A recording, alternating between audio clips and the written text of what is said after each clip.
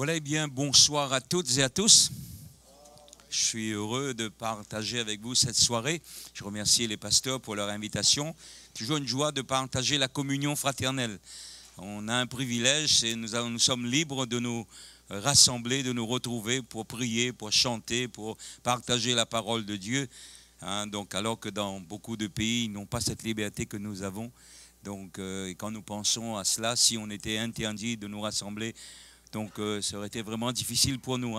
C'est vrai qu'on a notre vie cachée avec Christ, notre vie personnelle à la maison, mais je crois qu'il y a une grande bénédiction quand on se retrouve dans la communion fraternelle. Alléluia. Que Dieu soit béni. Alléluia. Voilà, donc sans plus attendre, nous allons partager la parole du Seigneur. C'est un thème vraiment très important. On va toujours apprendre avec le Seigneur dans notre vie chrétienne, la sanctification. Donc j'aimerais ce soir voir avec vous les 3 étapes vers la sanctification et puis les 3 sources donc, de la sanctification. Donc c'est un plan pratique parce que donc il y a beaucoup de choses que quand on parle de la sanctification que parfois on mélange parce qu'avant, je me souviens quand je suis venu à l'église à cette époque, donc on pensait que la sanctification c'était surtout à l'extérieur.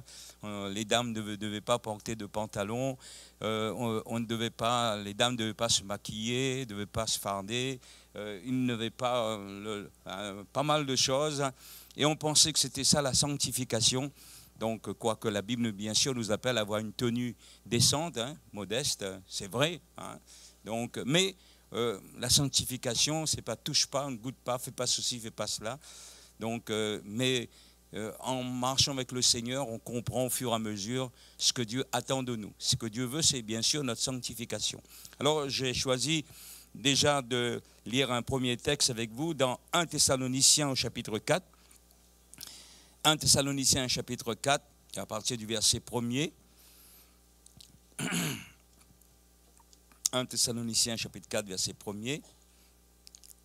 Au reste, frères, on peut mettre à côté sœurs également, puisque vous avez appris de nous comment vous devez vous conduire et plaire à Dieu, c'est là ce que vous faites. Nous vous prions et nous vous conjurons au nom du Seigneur Jésus de marcher à cet égard de progrès en progrès. Vous savez en effet quel précepte nous vous avons donné de la part du Seigneur Jésus. Ce que Dieu veut, c'est votre sanctification. C'est que vous vous absteniez de la débauche et que chacun de vous sache posséder son corps dans la sainteté et l'honnêteté sans vous livrer à une convoitise passionnée comme font les païens qui ne connaissent pas Dieu. C'est que personne n'use envers son frère de fraude et de cupidité dans les affaires parce que le Seigneur tire vengeance de toutes ces choses, comme nous l'avons déjà dit et attesté. Car Dieu ne nous a pas appelés à l'impureté mais à la sanctification. Celui donc qui rejette ses préceptes ne rejette pas un homme, mais Dieu qui vous a aussi donné son Saint-Esprit. Alléluia. Puis au verset 23 du chapitre 5, l'apôtre Paul dit que le Dieu de paix vous sanctifie lui-même tout entier et que tout votre être, l'esprit, l'âme et le corps soient conservés irréprochables lors de l'avènement de notre Seigneur Jésus-Christ. Celui qui vous a appelé est fidèle et c'est lui qui le fera. Alléluia. Puis un dernier texte que nous connaissons bien, c'est dans 1 Pierre au chapitre 1er. 1 Pierre au chapitre 1er, à partir du verset 12, même verset 13. Voilà ce qu'il est dit. L'apôtre Pierre dit, première épître de Pierre, chapitre 1er, verset 13. C'est pourquoi saignez les reins de votre entendement, soyez sobres, ayez une entière espérance dans la grâce qui vous sera apportée lorsque Jésus-Christ apparaîtra. Comme des enfants obéissants, ne vous conformez pas aux convoitises que vous aviez autrefois quand vous étiez dans l'ignorance. Mais puisque celui qui vous a appelé est saint, vous aussi soyez saints dans toute votre conduite, selon qu'il est écrit, vous serez saints, car je suis saint. Amen.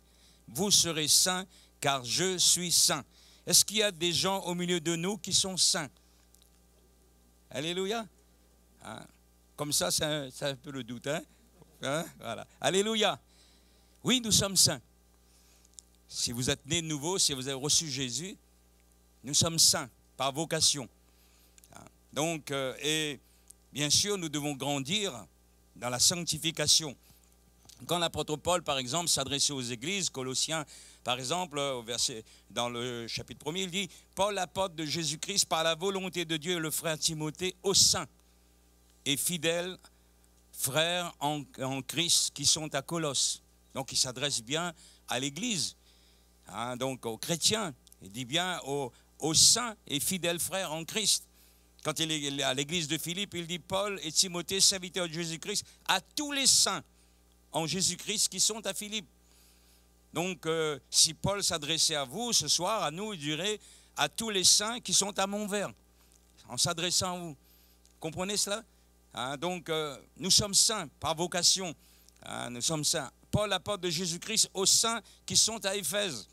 Donc, quand il s'adresse à l'Église, il s'adresse bien, non pas à des gens qui sont morts, qu'on a canonisés, qu'on appelle saints. Parce que, eh bien, les saints, selon la religion officielle, donc traditionnelle, ce sont ceux qui ont atteint la béatitude éternelle, contemplant Dieu, et ils intercèdent pour les êtres humains ici-bas.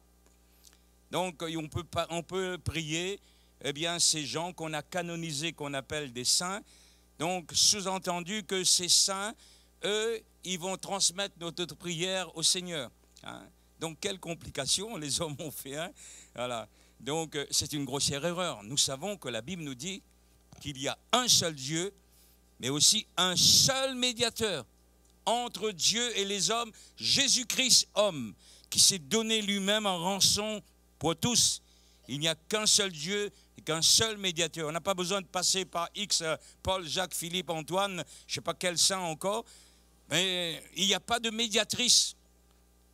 Il n'y a pas de médiatrice. Un seul Dieu, un seul médiateur entre Dieu et les hommes, Jésus-Christ homme, qui s'est donné lui-même en rançon pour tous. Devenu chrétien un jour, ce que nous savons, l'expérience que nous avons vécue, vous et moi, devenu chrétien par la foi en Jésus-Christ, une nouvelle vie a commencé à s'épanouir en nous.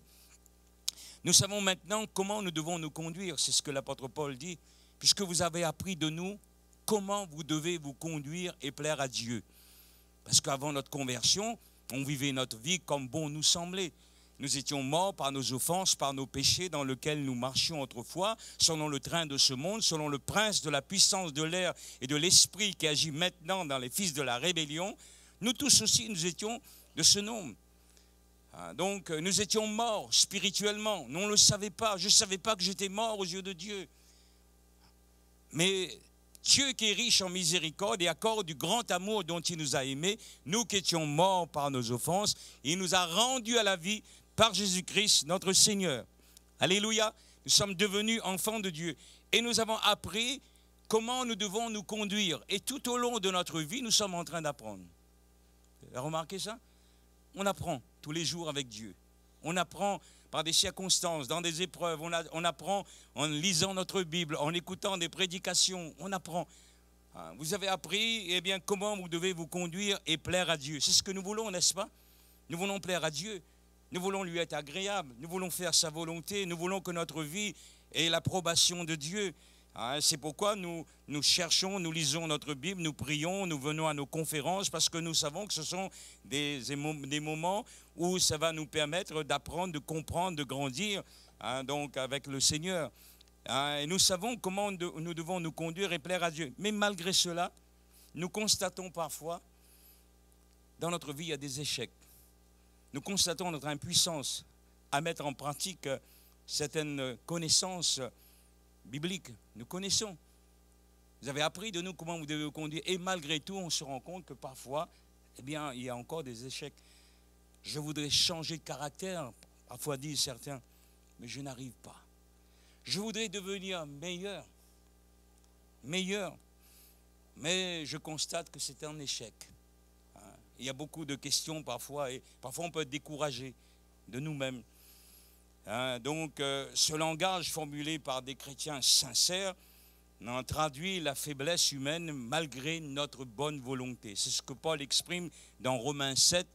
Il dit ce qui est bon, je le sais, n'habite pas en moi, c'est-à-dire dans ma chair. J'ai la volonté, mais je n'ai pas le pouvoir de faire le bien. J'ai la volonté. Parfois, quand on commence l'année, on dit « Ah, cette année, je veux peut-être plus me consacrer à Dieu, plus de temps de prière, peut-être ceci, cela. » On fait un examen, un bilan, et on se rend compte qu'on a toujours à faire des progrès. Vous avez remarqué? Si on se satisfait, si on dit « Moi, je sais tout », il n'y a plus rien à espérer d'une telle personne.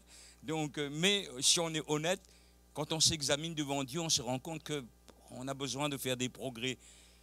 J'ai la volonté, mais non le pouvoir de faire le bien. Paul dit dans Romains 7, verset 21, « Je trouve donc en moi cette loi, quand je veux faire le bien, le mal est attaché à moi. » Pourquoi cela? Parce que nous sommes sauvés, nous avons la vie éternelle, nous sommes enfants de Dieu, mais nous avons encore cette nature, ces désirs de la chair. C'est pourquoi dans Galates chapitre 5, verset 16, il dit « Marchez selon l'esprit et vous n'accomplirez pas les désirs de la chair. » Parce que la chair a des désirs contraires à ceux de l'esprit et l'esprit en a de contraires à ceux de la chair. Ils sont opposés entre eux afin que vous ne fassiez point ce que vous voudriez. Tout chrétien sincère et authentique réalise que nous avons un combat intérieurement. D'un côté, il y a les tendances de l'esprit et de l'autre côté, il y a les tendances de notre chair. Le vieil homme, a dit quelqu'un, eh bien, je pensais que j'allais le noyer, mais je ne savais pas qu'il savait nager. Donc le vieil homme, il n'est pas loin. Si on lui donne eh bien, la possibilité, il va toujours s'exprimer. Donc c'est pourquoi l'apôtre Paul, dans Éphésiens 4, il dira, verset 17, eh bien, ce que je vous écris, c'est que vous ne devez plus marcher, et vous ne devez plus vivre comme les païens, qui ont l'intelligence obscurcie, qui sont étrangers à la vie de Dieu. Donc, et nous avons été instruits par rapport à notre vie passée à nous dépouiller du vieil homme qui se corrompt par des convoitises trompeuses, et à être renouvelé dans votre esprit, dans votre intelligence, et à revêtir l'homme nouveau, créé selon Dieu dans une justice et une sainteté que produit la vérité. Donc, tout au long de notre vie ici-bas, nous aurons bien ces deux tendances en nous. Et c'est pourquoi nous avons besoin de notre communion personnelle avec Dieu. Chaque jour, nous avons besoin de lire notre Bible. Chaque jour, nous avons besoin d'être remplis du Saint-Esprit. Nous avons besoin de parler en langue. Nous devons avoir notre intimité, notre communion personnelle avec le Seigneur. Quand on est en famille, on prie notre épouse, nos enfants quand ils sont convertis. Mais malgré tout, on doit avoir notre vie personnelle avec le Seigneur. Parce qu'il y a des choses qui me sont personnelles, que je n'oserais peut-être pas dire devant les autres, que les autres entendent, que seul Dieu est capable d'entendre. Et ça ne concerne pas les autres, ce n'est pas édifiant pour les autres. Et c'est pourquoi Jésus dit, quand tu pries, tu entres dans ta chambre, tu fermes ta porte, tu pries ton Père qui est là dans le secret, et ton Père qui voit dans le secret te le rendra. Dieu voit, c'est lié dans notre cœur. Il connaît les désirs, les soupirs de notre âme. Quand nous voulons lui plaire, quand nous voulons grandir, quand nous voulons faire sa volonté. Parce que donc, Paul dit, je trouve donc en moi cette loi, quand je veux faire le bien, le mal est attaché à moi, cette nature, eh bien, elle est toujours là. Mais on doit la faire mourir, donc par l'esprit. La volonté seule ne suffit pas pour vivre pleinement la vie nouvelle en Christ. Le pouvoir n'est pas en nous, mais le pouvoir est en Christ. Alléluia. C'est dans la mesure où nous recevons la force qui vient de lui par l'action du Saint-Esprit que la transformation désirée deviendra une réalité. Donc, si vous lisez Romains 7, après chapitre 8, tout de suite après, l'apôtre dit, en effet, il n'y a plus de condamnation pour tous ceux qui sont dans Jésus-Christ, qui marchent non selon la chair, mais selon l'esprit. Et il dira, en effet, la loi de l'esprit de vie, qui est la loi de l'esprit de vie en Jésus-Christ, m'a affranchi de la loi du péché et de la mort. Alléluia. La loi de l'esprit de vie m'a affranchi de la loi du péché et de la mort. La conversion, c'est la nouvelle naissance. On s'est repenti, on a reçu Christ. C'est la nouvelle naissance à la vie spirituelle. C'est l'entrée dans la vie de l'esprit par la foi. Pourquoi Paul dit si quelqu'un est en Christ, c'est une nouvelle créature. Les choses anciennes sont passées, voici toutes choses sont devenues nouvelles. On est né de nouveau, on est enfant de Dieu, mais on ne doit pas rester enfant. Le dommage, c'est que parfois, il y a des chrétiens qui ne grandissent pas. Paul dit dans 1 Corinthiens 3, ce n'est pas comme à des hommes spirituels que j'ai pu vous parler, mais c'est comme à des enfants en Christ. Je vous ai donné du lait et non la nourriture solide, car vous ne pouviez pas la supporter et vous ne le pouvez pas même à présent. Parce qu'ils étaient encore au lait. Le lait, c'est pour les enfants. Après, à un moment donné, les enfants ils changent de nourriture. Ils vont manger des potages. Après, ça va passer. Après, ils mangent le gorille, le pois, le curry. Ils changent de nourriture. Voilà. Et dans la vie spirituelle également, donc on doit grandir. On ne doit pas rester donc au lait. Et donc, c'est pourquoi nous désirons, nous en tant que chrétiens, nous désirons grandir, nous désirons faire des progrès. Et la sanctification, c'est la continuation, la progression dans cette vie nouvelle. C'est la transformation de jour en jour, eh bien, à l'image de Christ. 2 Corinthiens 3,16, l'apôtre le dit, en parlant de Moïse, lorsqu'il sortait, eh bien, donc, de la tente d'assignation, son visage rayonnait, de sorte qu'il était obligé de mettre un voile, tous les autres les regardaient comme cela. Et donc, et puis l'apôtre le dit, mais c'était donc jusqu'à cette époque où il vivait, et il dit, mais lorsque les cœurs se convertissent, lorsque les cœurs se convertissent au Seigneur, le voile est ôté. Si Moïse met un voile pour couvrir son visage, pour que les gens l'admirent et restent eh bien, dans l'admiration devant lui, parce que la présence de Dieu dans cette communion qu'il avait dans la tente de l'assignation se reflétait même au niveau de son visage.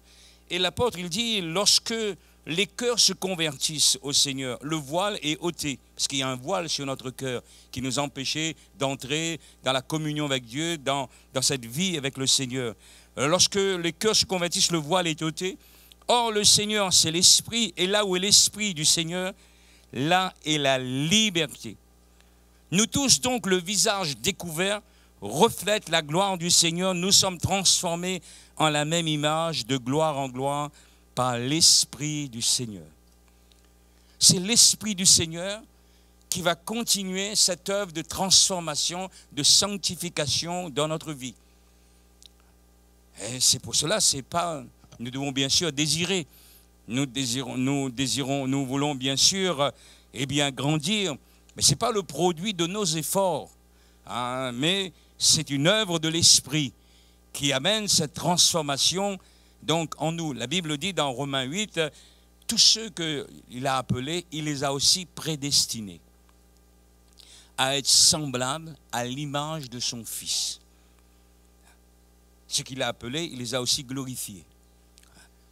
Donc, Dieu nous a appelés, et le désir de Dieu pour vous et pour moi, c'est de nous amener à l'image de son Fils. Il les a prédestinés à être semblables à l'image de son Fils. Rappelez-vous, quand Dieu a créé la race humaine, qu'est-ce que Dieu a dit? Faisons l'homme à notre image et à notre ressemblance. Donc, Dieu a créé l'homme à son image, moralement, spirituellement. L'homme était saint. L'homme était pur.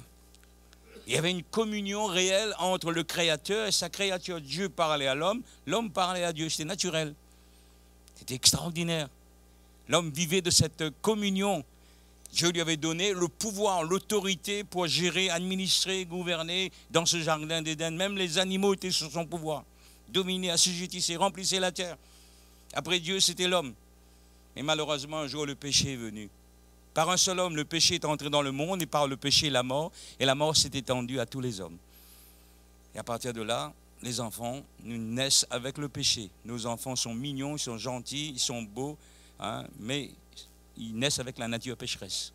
Jusqu'à un certain âge, ils sont innocents, mais dès qu'ils vont grandir, eh bien, on va voir que le mal est en nous. Voilà.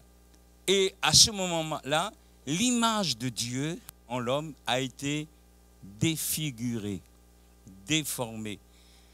À tel point que, quelque temps plus tard, dans Genèse 6, Dieu était attristé d'avoir fait l'homme.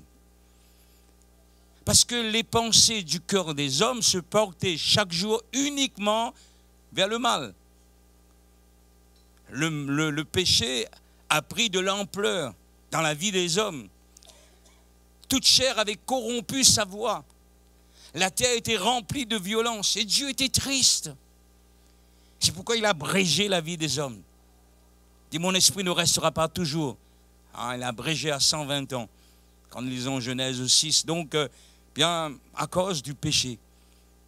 Malheureusement, eh bien, donc, quand Christ vient, il vient pour nous sauver, certes, il nous donne le salut. Mais Dieu, eh bien, ne veut pas simplement qu'on se contente de notre salut. Et pendant notre pèlerinage ici-bas, le Seigneur est en train, par son esprit, par sa parole, en train de créer en nous l'image de Dieu, à l'image de son Fils. Vous comprenez? C'est pourquoi si vous voulez savoir si vous avez fait des progrès, n'allez pas vous mesurer au frère, à la sœur qui est à côté de vous, mais mesurez-vous à Christ. Alors là, vous allez vous rendre compte qu'on a toujours des progrès à faire. Avec les enfants, quand ils grandissent, ils viennent vers nous, ils prennent la mesure, et puis quand ils nous dépassent, ils disent, oh là là, il est petit. Voilà, c'est comme. Et si on veut se mesurer, un jour les disciples voulaient savoir qui était le plus grand parmi eux. Ça, c'est dans la nature de l'homme, ça. Mais non, nous voulons nous regarder à Christ, nous mesurer à Christ. Dieu veut qu'on parvienne à la mesure, à la stature parfaite de Christ. Donc, on a des progrès à faire, n'est-ce pas? Vous et moi, on a tous des progrès à faire dans notre vie chrétienne. Il est dit, puisque celui qui vous a appelé saint, vous aussi soyez saints dans toute votre conduite. Selon qu'il est écrit, vous serez saints, dit Dieu, car je suis saint. Amen. Comme Dieu est saint, il veut nous amener aussi donc à cette sanctification. Sanctifier, sanctification, sainteté. Bien que ces trois mots ont pour racine en grec le mot agios, qui veut dire saint. Agios veut dire saint, consacré, pur pour Dieu. Nous allons voir qu'il y a trois étapes au niveau de la sanctification. C'est pourquoi quand on pose la question, est-ce que vous êtes saint? Certains ont peur. On a peur parce qu'on n'a pas bien défini, compris ce que c'est que la sanctification. Au travers de sa parole, Dieu nous aide donc à comprendre ces trois étapes importantes pour nous de le comprendre afin que nous fassions donc des progrès. Donc, il y a le mot sanctifier qui est traduit en grec. Je n'ai pas fait le grec, je regrette, je n'ai pas eu l'occasion, le privilège de le faire. Mais parfois, en tant que prédicateur, on est obligé de fouiller, de chercher un peu pour essayer de mieux comprendre le texte. Pourquoi? Parce que le Nouveau Testament a été traduit du grec. Et donc le grec, c'est une langue qui est riche et parfois un même mot a plusieurs significations qui nous aident à mieux comprendre la pensée du Seigneur. Alors, si on veut essayer d'aller en profondeur pour essayer de mieux comprendre les choses, parfois, il nous faut donc chercher. Donc, sanctifier, traduit par un mot grec, agiazo, et ce verbe signifie mettre à part. Il est traduit par mettre à part. Donc, nous sommes saints parce que Dieu nous a mis à part. Dans 1 Corinthiens 6, à partir du verset 9, on peut lire ensemble si vous voulez, 1 Corinthiens chapitre 6, donc verset 9, où l'apôtre dit ceci. Ne savez-vous pas que les injustes n'hériteront point le royaume de Dieu? Ne vous y trompez pas, ni les débauchés, ni les idolâtres, ni les adultères, ni les efféminés, ni les homosexuels, ni les voleurs, ni les cupides, ni les ivrognes, ni les outrageux, ni les ravisseurs, n'hériteront le royaume de Dieu. C'est là ce que vous étiez quelques-uns d'entre vous. Mais vous avez été lavés, vous avez été sanctifiés, vous avez été justifiés au nom du Seigneur Jésus-Christ et par l'Esprit de notre Dieu. Amen. Vous avez été sanctifiés. C'est-à-dire que vous avez été mis à part. Effectivement, quand nous nous sommes convertis, lorsque nous nous sommes repentis de nos péchés, nous avons abandonné notre vie de misère et nous avons accepté Christ par la foi. Donc nous avons reçu la vie éternelle. Dieu a tant aimé le monde, il a donné son Fils unique afin que quiconque croit en lui ne périsse point, mais qu'il ait la vie éternelle. Nous avons reçu la vie. L'apôtre Jean dit, je vous écris ces choses, bien-aimés, afin que vous sachiez que vous avez la vie éternelle. Parce que parfois, il y a des gens qui disent, la vie éternelle, on verra si qu'après la mort. Non, non, on a la vie éternelle ici-bas. On a reçu une nouvelle vie, c'est la vie éternelle. Donc, nous avons reçu le Seigneur. Donc, nous sommes séparés. Nous nous sommes séparés de notre vie ancienne. Pourquoi il fait la comparaison ici? Ce que vous étiez, c'est là ce que vous étiez, quelques-uns d'entre vous, avant notre conversion. Hein? Donc, mais vous avez été lavés. Alléluia. Vous avez été sanctifiés. Vous avez été justifiés au nom du Seigneur Jésus-Christ et par l'Esprit de notre Dieu. C'est l'œuvre de l'Esprit qui nous a amenés à la conviction de péché. Le Saint-Esprit qui convainc les cœurs de péché, de justice, de jugement. Ce n'est pas le prédicateur qui nous a convaincus. Il n'a fait que prêcher sous l'onction de l'Esprit et Dieu nous a touchés. Alléluia. Il s'est révélé à notre cœur. Nous avons compris que notre misère, notre péché devant Dieu, nos péchés devant Dieu. Et nous avons donc reçu la vie. Il nous a mis à part. Hein, il nous a mis à part. Et dans Hébreux 10, 10, il est dit, c'est en vertu de cette volonté de sacrifice de Jésus que nous sommes sanctifiés par l'offrande du corps de Jésus une fois pour toutes. C'est pourquoi le mot église vient du grec ecclésia qui veut dire appelé hors d'eux. Jésus, qu'est-ce qu'il a dit à ses disciples? Vous êtes dans le monde, mais vous n'êtes plus du monde. Alléluia. Nous sommes bien dans le monde. Quand on va faire nos courses, nos contacts avec des gens qui ne sont pas convertis, nos enfants ils vont à l'école avec des gens, on travaille avec des gens inconvertis. On est dans le monde, mais on ne fait plus partie de ce monde. Pour imaginer cela, j'étais en train de réfléchir, je dis, prenez un œuf par exemple. Il y a la coquille, il y a le jaune et le blanc. Est-ce qu'ils se mélangent, le jaune et le blanc, dans l'œuf? Quand vous cassez? Non. Pourtant, ils sont ensemble. Hein? Ils sont renfermés dans une coquille. Il y a le blanc, il y a le jaune, mais ils ne se mélangent pas. L'église, c'est ça. On est dans le monde, mais on ne vit plus comme le monde. On a reçu une vie nouvelle. C'est pourquoi, quand quelqu'un se convertit, il y a un changement. Nous sommes sauvés. On n'est pas parfait, mais Dieu nous a mis à part. Dieu nous a mis à part pour le servir. C'est pourquoi il dit, celui qui vous a appelé est saint, vous aussi soyez saints dans toute votre conduite. Nous, on ne se conforme plus au siècle présent. Ne vous conformez pas au siècle présent, mais soyez transformés par le renouvellement de l'intelligence, afin que vous discerniez quelle est la volonté de Dieu, ce qui est bon, ce qui est agréable et ce qui est parfait. Amen. Et c'est pourquoi quand Paul s'adresse aux églises, il dit aux saints, vous êtes saints, frères et sœurs, nous sommes saints, nous avons été mis à part. Si vous ne l'êtes pas encore, eh bien, repentez-vous, donnez votre cœur, votre vie à Jésus, débarrassez-vous de ce qui a triomphé de votre vie. Paul il a adressé une liste, là, la débauche, l'idolâtrie, l'adultère, les efféminés, les homosexuels, les voleurs, cupides, les ivrognes. Ça, c'était sur notre vie passée. Et si vous n'êtes pas sorti de ce milieu, eh bien, repentez-vous parce que Dieu vous aime. Dieu ne veut pas que vous restiez dans cette vie. Si votre vie est encore double, eh bien, repentez-vous, Dieu vous aime, il ne vous condamne pas, il vous appelle à changer de vie radicalement. On ne peut pas servir 2 maîtres à la fois. On aimera l'un ou on haïra l'autre, on s'attachera l'un ou on méprisera l'autre. Vous ne pouvez pas servir Dieu et Mammon, il faut faire un choix. Et ce choix est important et déterminant pour le reste de notre vie. Nous avons été mis à part, sanctifiés, agiazo, sanctifiés. Il y a un autre mot, grec, agiasmos, qui correspond à la sanctification.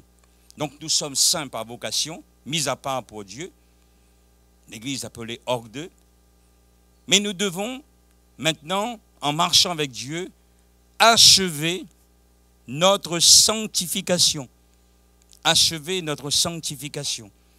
Par exemple, dans 1 Corinthiens 1, 1 à 2, il dit, l'apôtre Paul dit, à ceux qui ont été sanctifiés, donc mis à part, en Jésus-Christ, appelés à être saints. Donc nous avons été mis à part, nous sommes saints, mis à part, et nous sommes appelés à être saints. Il y a un fait accompli, ceux qui ont été sanctifiés à notre conversion, et un fait à venir, appelés à être saints. Si nous sommes appelés à être saints, c'est que nous ne le sommes pas d'une manière absolue. C'est pourquoi c'est une exhortation à la séparation continuelle avec tout ce qui déplaît à Dieu et à rechercher, à pratiquer tout ce qui lui est agréable. Lisons ensemble dans 2 Corinthiens, chapitre 6, verset 14, 2 Corinthiens, chapitre 6, verset 14, où l'apôtre Paul dit ceci à l'Église, et il dit « Ne vous mettez pas donc avec les infidèles sous un joug étranger, car quel rapport y a-t-il entre la justice et l'iniquité? Qu'y a-t-il de commun entre la lumière et les ténèbres? Quel accord y a-t-il entre Christ et Bélial? Ou quelle part a le fidèle avec l'infidèle? Quel rapport y a-t-il entre le temple de Dieu et les idoles? Car nous sommes le temple du Dieu vivant, comme Dieu l'a dit. J'habiterai, je marcherai au milieu d'eux. Je serai leur Dieu et ils seront mon peuple. C'est pourquoi, sortez du milieu d'eux, séparez-vous, dit le Seigneur. Ne touchez pas ce qui est impur et je vous accueillerai. Je serai pour vous un père, vous serez pour moi des fils et des filles, dit le Seigneur Tout-Puissant. Ayant donc de telles promesses, bien-aimés, purifions-nous de toute souillure de la chair et de l'esprit en achevant notre sanctification dans la crainte de Dieu. Amen. C'est ce que nous sommes en train de faire. Quand nous venons à l'écoute de la parole de Dieu, comme ce soir, vous avez sanctifié ce temps. Parce que vous auriez pu faire autre chose avec ce temps que vous avez mis. Mais vous avez mis à part ce temps. Vous avez mis à part cette semaine des soirées d'édification pour Dieu. Parce que vous jugez que c'est utile pour votre vie. Donc, et ainsi, nous achevons. Ayant donc de telles promesses, purifions-nous de toute souillure de la chair et de l'esprit en achevant notre sanctification dans la crainte de Dieu. En marchant avec Dieu, de plus en plus, notre conscience est éclairée par la parole de Dieu, par le Saint-Esprit.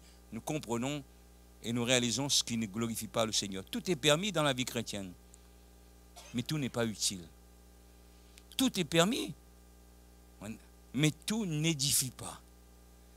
Et c'est pourquoi nous, ce qui ne nous édifie pas, qu'est-ce qu'on fait? On s'en sépare. Séparez-vous.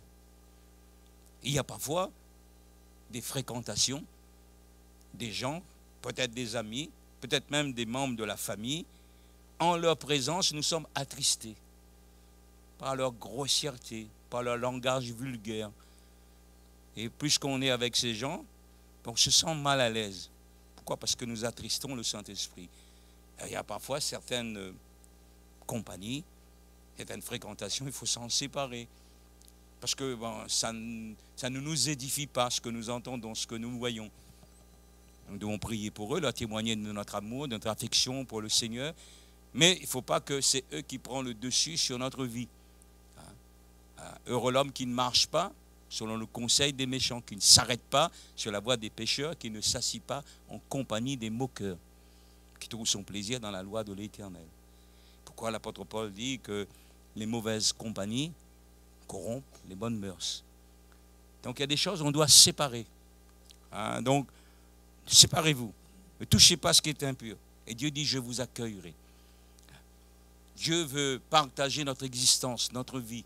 Non pas simplement ce que nous sommes à la salle, à l'église, dans le culte, mais tous les jours de notre vie. Je vous accueillerai. Je serai pour vous un père. Je serai pour moi des fils et des filles, dit le Seigneur Tout-Puissant. Ayons donc de telles promesses où Dieu veut nous accueillir, Dieu veut nous prendre sa protection, Dieu veut nous bénir. Donc, ayant donc de telles promesses, bien-aimés, purifions-nous de toute souillure de la chair et de l'esprit. Parfois à la télévision, il y a des choses qui se passent, on zappe parce qu'on sait que ça souille notre pensée. Des choses qu'on voit, des choses qu'on entend, donc qui peuvent aussi influencer, impacter notre vie. Donc il y a des choix à faire dans notre vie. Tout est permis, mais tout n'est pas utile. Tout est permis, mais tout n'édifie pas. Dieu ne va pas envoyer un ange tous les jours pour nous dire fais ça, fais pas ça. Non, il nous a donné sa parole, il nous a donné son esprit et nous avons une conscience. C'est à nous de séparer, de faire le tri, pour que nous puissions achever notre sanctification dans la crainte de Christ. Parce que Dieu est en train de continuer l'œuvre qu'il a commencée en nous lors de notre conversion pour nous rendre semblables à Christ. N'oublions jamais cela. Ça, c'est le but de Dieu pour chacun d'entre nous. Et puis, il y a le mot sainteté, qui est traduit par un autre mot grec, agiosune. C'est un état de pureté absolue.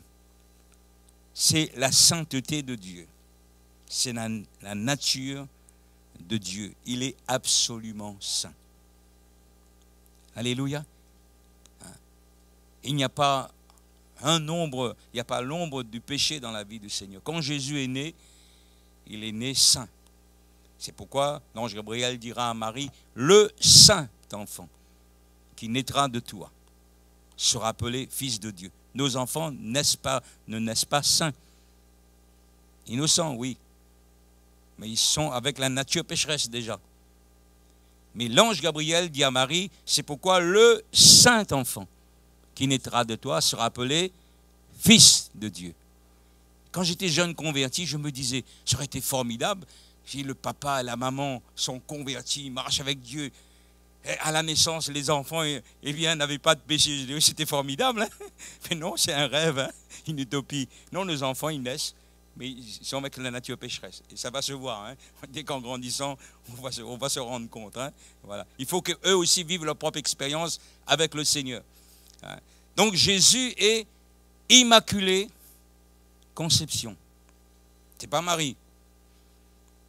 Immaculée conception, ça veut dire conçu sans péché. En entrant dans ce monde, Jésus est né sans péché. Il a vécu sur la terre sans commettre de péché. Sans commettre de péché. Un jour, il a dit à ses détracteurs, « Qui d'entre vous me convaincra de péché ?» Toute sa vie durant sur cette terre, la Bible nous dit qu'il a été tenté en toutes choses comme nous, sans commettre de péché. Sans commettre de péché. Et donc, et l'auteur de l'Épître aux Hébreux nous dit ceci, hein, donc dans Hébreux 7, 26, il nous convenait, en effet, d'avoir un souverain sacrificateur comme lui, comme Jésus, saint, innocent, sans tache, séparé des pécheurs et plus élevé que les cieux, qui n'a pas besoin, comme les souverains sacrificateurs de l'ancienne alliance, d'offrir chaque jour des sacrifices d'abord pour ses propres péchés, ensuite pour ceux du peuple, car ceci il a fait une fois pour toutes en souffrant lui-même. En effet, la loi établit souverain sacrificateur des hommes sujets à la faiblesse. Mais la parole du serment qui a été fait d'après la loi établit le Fils qui est parfait pour l'éternité. Amen. Donc, Jésus n'a point commis de péché. Et quand il donne sa vie sur la croix, il s'offre lui-même par amour pour nous, sur cette croix. Il meurt à la place de tous les hommes. Il va dire qu'il n'y a pas de plus grand amour que de donner sa vie pour ses amis, pour ceux que l'on aime. C'est ce qu'il a fait. Et la Bible nous dit, il a pris en son corps sur le bois nos péchés. Il a pris sur cette croix nos péchés. C'est pourquoi à un moment donné, Jésus va dire, mon Dieu, pourquoi m'as-tu abandonné? Il a poussé ce cri. Il a poussé ce cri. Le regard du Père s'est détourné de lui, puisqu'il se chargeait du péché et de la condamnation de l'humanité. Il a accepté cela par amour pour chacun d'entre nous. Quel sauveur merveilleux nous avons en la personne de Jésus. Et ainsi, donc, Jésus a pris donc la condamnation. Il a été blessé pour nos péchés, brisé pour nos iniquités. Le châtiment qui nous donne la paix est tombé sur lui. C'est par ces meurtrissures que nous sommes guéris. Dans les blessures de Jésus, il y a la guérison de nos corps malades. Alléluia, il a tout accompli. C'est un salut parfait, complet, total et définitif. Il a obtenu une rédemption éternelle. C'est pour cela que Jésus, aujourd'hui encore, il peut sauver parfaitement tous ceux qui s'approchent de Dieu par lui, étant toujours vivants pour intercéder en leur faveur. Ce n'est pas la mission salut-guérison qui nous sauve, ce n'est pas le pasteur qui nous sauve. Nous, on ne fait que prêcher l'évangile, on vous encourage à croire en lui, en Christ. Jésus a le pouvoir, il peut sauver parfaitement tous ceux qui s'approchent de Dieu par lui, étant toujours vivants pour intercéder en leur faveur. J'aime le dire, le proclamer.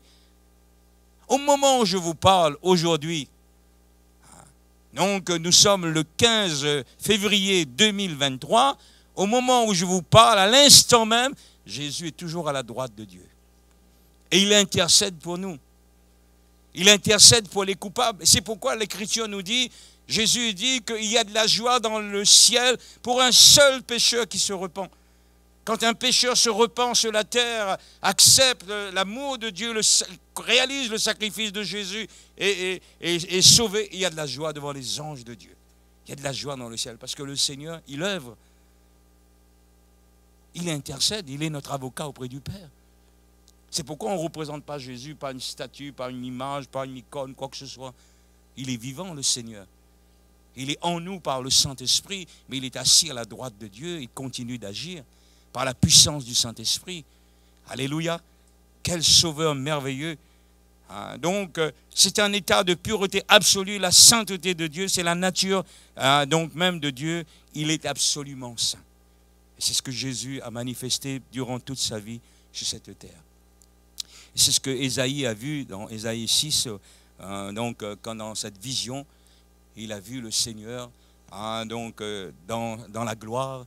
Il était bouleversé, il était donc subjugué par cette vision que le Seigneur lui a donné d'expérimenter.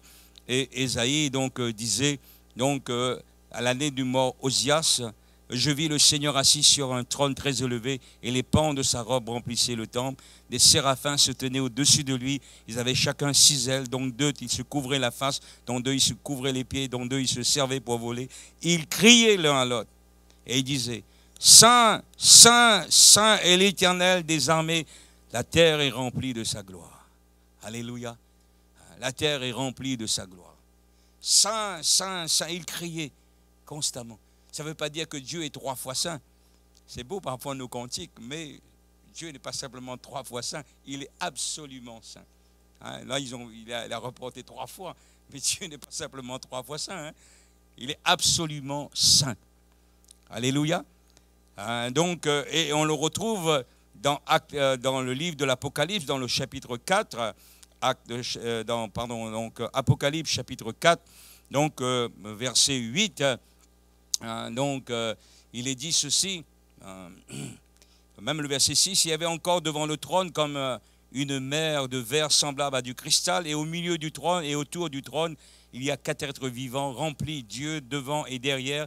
Le premier être vivant est semblable à un lion, le second être vivant est semblable à un veau, le troisième être vivant à la face d'un homme, et le 4e être vivant est semblable à un aigle qui vole. Les 4 êtres vivants ont chacun 6 ailes, ils sont remplis Dieu tout autour et devant et dedans. Ils ne cessent de dire jour et nuit, Saint, Saint, Saint est le Seigneur, Dieu tout-puissant qui était, qui est et qui vient. Amen. Alléluia. Ils ne cessent de dire jour et nuit. Jour et nuit, ils proclament la sainteté de Dieu. Dieu est absolument saint. Alléluia. Le tout-puissant qui était, qui est et qui vient.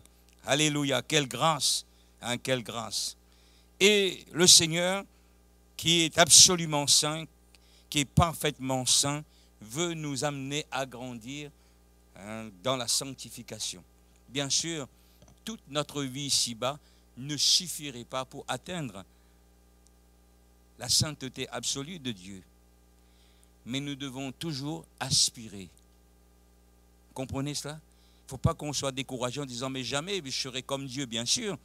Personne n'atteindra la perfection sur la terre. Mais c'est le but de Dieu.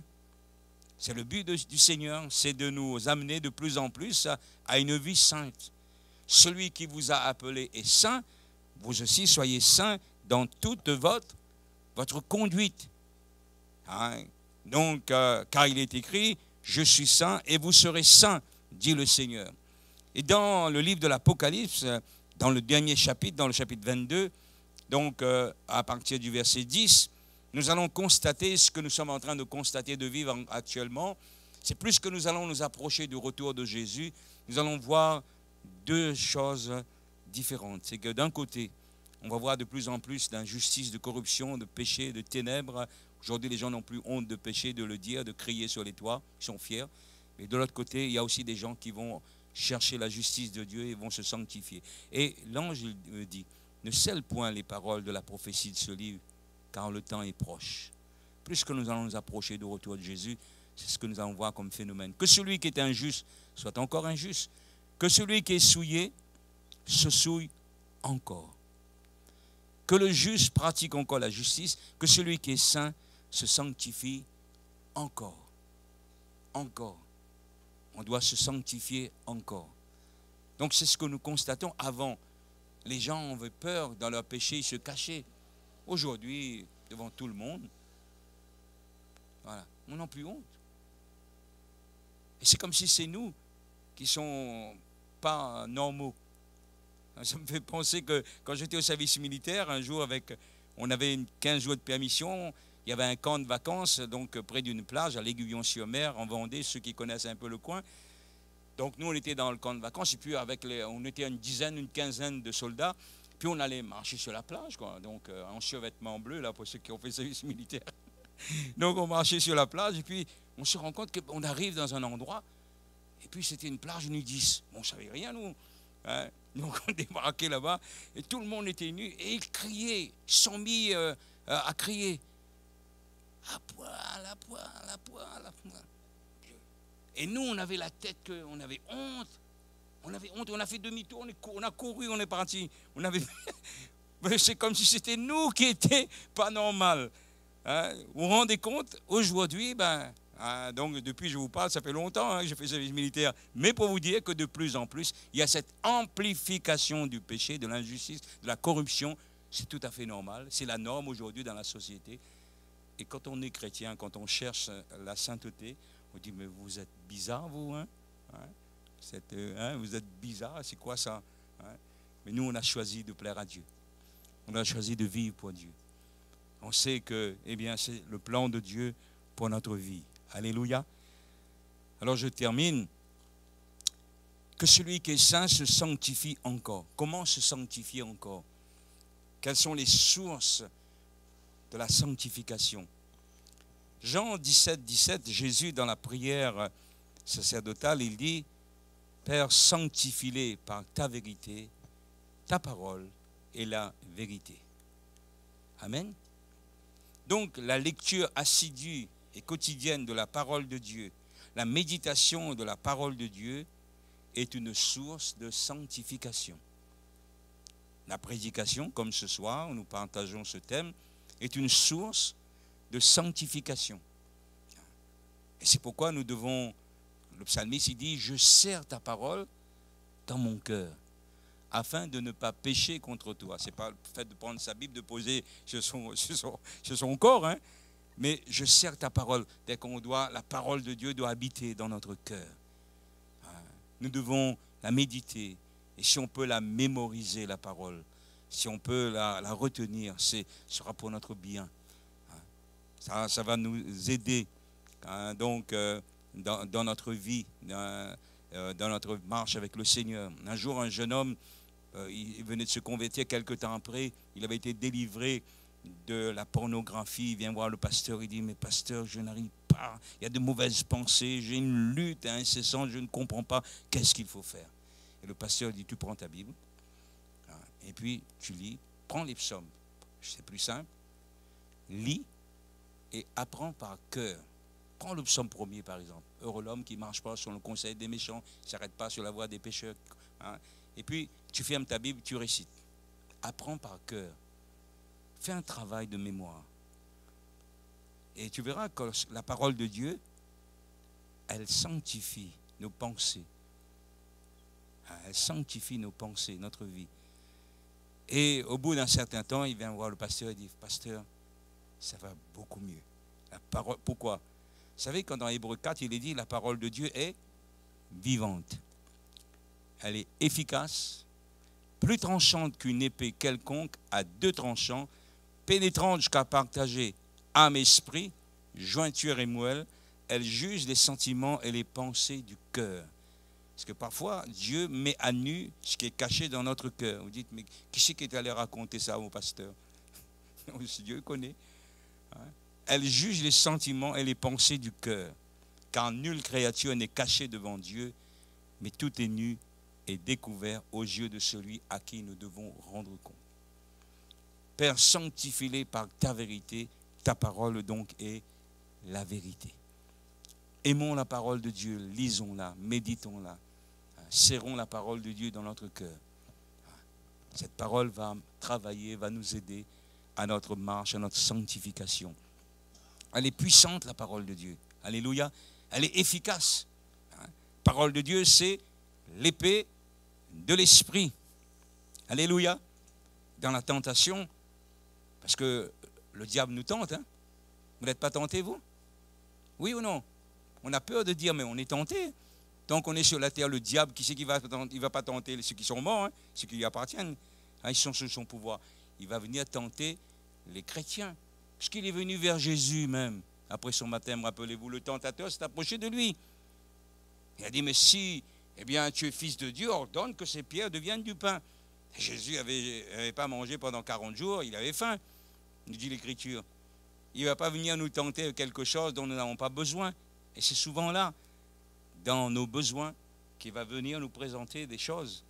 C'est pour cela que, qu'est-ce que Jésus a fait? Jésus n'a pas frappé son estomac en disant, oui, je suis fils de Dieu, moi, je suis fils de Dieu. Il a dit, il est écrit.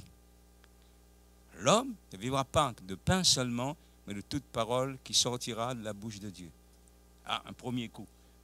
Alléluia. Il a pris un coup déjà là. C'est l'épée de l'esprit. L'épée de l'esprit, c'est la parole de Dieu. Et face au tentateur, au diable qui vient pour essayer de nous dévier du plan de Dieu, pour nous égarer, pour nous tromper, pour nous séduire, il y a la parole de Dieu. Et donc, il va revenir.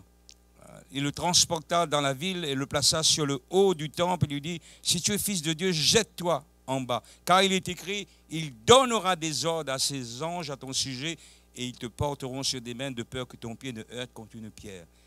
C'était bien écrit, Psaume 91, à partir de verset 11 ou 12. C'était bien écrit quand vous lisez. Eh bien, il va tirer un texte du contexte pour en faire un prétexte. Et il dit, oui, c'est écrit. Mais Jésus, qu'est-ce que Jésus a dit? Il est aussi écrit. Il est aussi écrit, tu ne tenteras point le Seigneur ton Dieu. Alléluia. Là, il est encore désarmé. Il le transporta encore sur une montagne très élevée, il lui montra tous les royaumes du monde et leur gloire. Il lui dit, je te donnerai toutes ces choses si tu te prosternes et si tu m'adores. Jésus lui dit, retire-toi, Satan, car il est écrit, tu adoreras le Seigneur ton Dieu, tu le serviras à lui seul. Le diable le laissa. C'est pourquoi la Bible nous dit, soyez sobres, frères et sœurs. Votre adversaire, le diable, rôde autour de vous comme un lion rugissant, cherchant qui il dévorera. Mais résistez-lui avec une foi ferme, sachant que les mêmes souffrances sont imposées à vos frères dans le monde.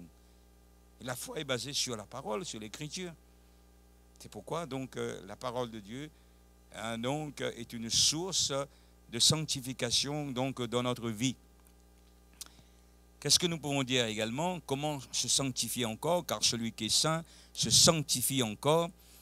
Eh bien, nous avons besoin de vivre dans cette affection de l'esprit. Nous avons, nous, l'esprit de Dieu. Alléluia. N'oublions pas que l'esprit de Dieu est une personne. On peut l'attrister. On peut donc lui mentir. C'est une personne, le Saint-Esprit.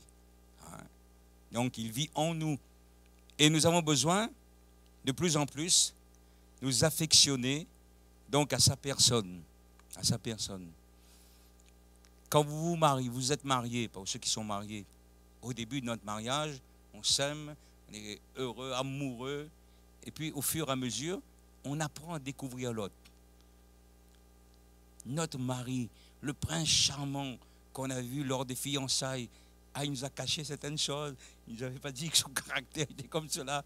Et la fiancée qui était la biche des amours, la gazelle de grâce, ben, elle aussi, elle avait aussi ses défauts. Elle a des qualités, hein. On a tous des qualités, mais on a tous aussi nos défauts. Vous avez remarqué ça? Et c'est que lorsqu'on vit ensemble, qu'on apprend à se connaître. Oui ou non? Quand on ne vivait pas ensemble, on ne se connaît pas. On croyait se connaître, mais on ne se connaît pas. Et c'est pareil, quand nous vivons avec le Seigneur, dans cette communion, nous apprenons à connaître qui est le Seigneur. Et en apprenant à connaître qui est le Seigneur, il nous révèle ce que nous sommes, nous. De son côté, c'est parfait. Et nous avons besoin d'apprendre à nous affectionner à sa personne. À sa personne. Donc, l'apôtre Jacques le dit, donc à des chrétiens, qui étaient un peu mondains, il dit, adultère que vous êtes, Jacques 4,4, adultère que vous êtes, ne savez-vous pas que l'amour du monde est inimitié contre Dieu? Celui donc qui veut être ami du monde sera ennemi de Dieu. Croyez-vous que l'Écriture parle en vain? C'est avec jalousie que Dieu chérit l'esprit qu'il a fait habiter en nous. Alléluia. Donc c'est avec jalousie que Dieu chérit l'esprit qu'il a fait habiter en nous. Le Saint-Esprit habite en nous. Et nous devons développer notre communion, notre relation avec lui dans une affection de plus en plus grande. C'est pourquoi donc dans l'Épître aux Romains, dans le chapitre 8, donc l'apôtre Paul parle de cela, hein, Romains chapitre 8, et à partir du verset 5, il dit ceci, je lis pour vous, il dit, donc, en effet, verset 5, chapitre 8, verset 5, en effet, ceux qui vivent selon la chair s'affectionnent aux choses de la chair, tandis que ceux qui vivent selon l'esprit s'affectionnent aux choses de l'esprit. Et l'affection de la chair, c'est la mort, tandis que l'affection de l'esprit, c'est la vie et la paix. Car l'affection de la chair est inimitié contre Dieu, parce qu'elle ne se soumet pas à la loi de Dieu, qu'elle ne peut même pas. Or, ceux qui vivent selon la chair ne sauraient plaire à Dieu. Pour vous, vous ne vivez pas selon la chair, mais selon l'esprit, si du moins l'esprit de Dieu habite en vous. Donc, il y a cette affection. Et si l'esprit de celui qui a ressuscité Jésus d'entre les morts habite en vous, celui qui a ressuscité Christ d'entre les morts rendra aussi la vie à vos corps mortels par son esprit qui habite en vous. Amen. Plus que nous nous affectionnons à sa personne, plus que nous aimons la présence du Seigneur, plus que nous demeurons dans sa présence, eh bien, c'est plus que nous sommes transformés à son image de jour en jour et de gloire en gloire. Amen. C'est lui qui produit en nous le vouloir et le faire. Hein, c'est lui qui continue cette œuvre de transformation, de régénération et nous délivre au fur et à mesure. Plus que nous prenons eh bien, de l'âge dans la vie chrétienne, c'est plus que nous devons devenir meilleurs. C'est plus que nous devons ressembler à Christ. Sinon, peut-être qu'il y a des choses qu'on n'a pas réglées. On ne veut pas se soumettre, on ne veut pas s'humilier, on ne veut pas reconnaître nos erreurs. On endurcit son cœur, ça on peut le faire. Hein? Si nous vivons selon notre chair, selon nos désirs, il y a parfois des gens qui disent, ça c'est mon caractère, ça frère. Je ne changerai pas, mais personne ne changera pas moi. Bah, ok, bah, c'est ton choix. Mais Dieu il veut te changer, Dieu veut nous aider à devenir meilleurs. Alléluia, à devenir meilleurs. L'affection de l'esprit est une source de sanctification. Et puis, une troisième source de sanctification, c'est la correction que Dieu nous administre. Parce que parfois, eh bien, nous n'écoutons pas, et comme Dieu nous aime, eh bien, il nous reprend, il nous corrige. Mais il nous corrige pour notre bien, parce que Dieu nous aime. Autant que nous aimons nos enfants, Dieu nous aime. Pourquoi vous reprenez vos enfants quelquefois? Pourquoi vous dites non quelquefois? Parce que vous les aimez. Parce que c'est la preuve de votre amour pour eux. Donc c'est pourquoi eux, quand on leur dit non, ben, ils croient, ils disent papa ne m'aime pas, maman ne m'aime pas. Ils sont pas gentils. Mais nous on sait pourquoi. Si à Noël, votre fils de 10 ans vous dit papa, si tu m'aimes, tu me donnes un fusil. Kalachnikov avec balle réelle. Vous allez lui donner? Il dit, ben non mon fils, tu vas faire des dégâts avec ça. Ah, c'est pour tuer les oiseaux. Oh, non, non, non, même pas. Même pas parce que vous savez que, voilà, c'est pas bien. Et ben, c'est pareil, Dieu qui nous connaît, nous aime. Et parfois, donc, nous pouvons commettre des erreurs dans notre vie chrétienne. Qui n'en fait pas, hein? Mais parce que Dieu nous aime, ben, il nous reprend. Il nous reprend, c'est pour notre bien. Hébreux 12, il est dit ceci, au verset 4, verset 5, « Mon fils, ne méprise pas le châtiment du Seigneur. » Châtiment, c'est correction. Hein. Châtiment, ça nous fait peur parfois, alors je préfère dire correction. Hein. Voilà. Mon fils, ne méprise pas la correction du Seigneur, parce que d'autres traductions le disent, hein, correction. Ne perds pas courage lorsqu'il te reprend. Car le Seigneur châtie ou corrige celui qu'il aime. Il frappe de la verge tous ceux qu'il reconnaît pour ses fils. Supporter la correction, c'est comme à des fils que Dieu vous traite.